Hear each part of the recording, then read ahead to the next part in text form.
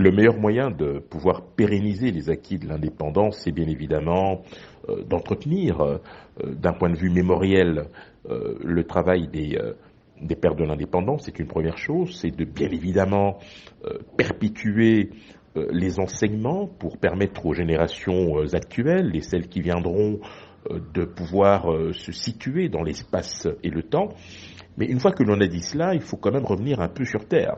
Parce qu'en réalité, l'indépendance n'est pas une fin en soi, c'est plutôt un moyen de libération nationale, un moyen de libération de l'homme tout court, un moyen qui, entre autres objectifs, devait, et ça c'est véritablement un des objectifs qui devait effectivement être mis en avant, être porteur de changements des structures socio-économiques, juridiques et politiques héritées de la domination coloniale. On le voit d'ailleurs sur le plan international, il devait être l'expression d'un courant conduisant véritablement à une transformation de l'ordre économique.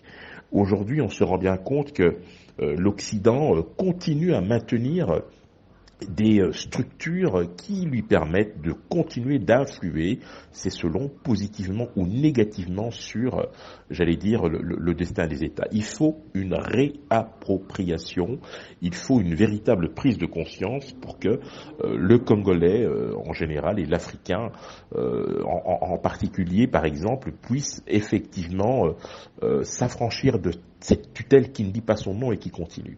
Une dernière chose, il faut impérativement privilégier l'unité nationale, la concorde, la cohésion, car en temps de crise, c'est le seul bouclier contre une invasion extérieure.